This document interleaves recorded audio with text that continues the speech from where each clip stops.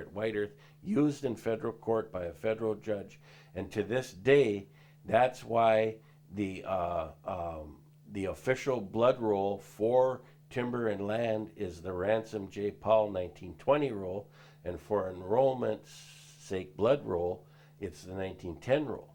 And that's still, they're both legal documents here at White Earth. Has anybody challenged this? The government knows this, and that even so, they passed WELSA, and there were 7 federal investigations done here at White Earth, and the government knew there was fraud here. They knew that there was illegal tampering with the blood rolls, with the allotments. The Indian agents were buying the allotments up and selling them under alias names, and then the Indians who come and griped about that said that they were doing it on all the reservations. The Indian agents were buying the lands up from our elders and marketing them, laundering them through alias names in the county, various county recorder's office. So it was happening at Leech Lake and Fond du Lac and the other places too. And that's what's in some of those records we have in archives over in Pine Point here at White Earth. But this is, and then also at that time, it was interesting because Albert Jenks and Herdlicka claimed that they had a classification, Mongoloid, Negroid, Caucasoid, and I think they had one other category at that time.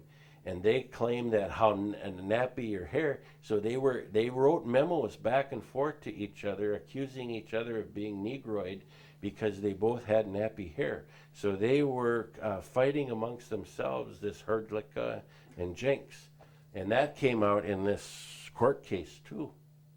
So it's I'd love to see this stuff on Saturday Night Live, or I'd like to see Steven Spielberg do this as a movie, because really? You gotta laugh at it, or else you'll go nuts if you get mad at it, but it's such a crazy scenario here.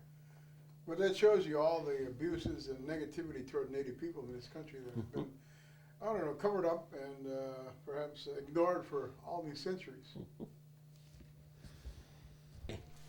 In here, see, the Nelson Act covered all 7. There. Okay. This thing covers, the Rice Commission covers all 7 reservations. And what it does, it was passed January 14th. Yeah. Okay, Knowledge is power.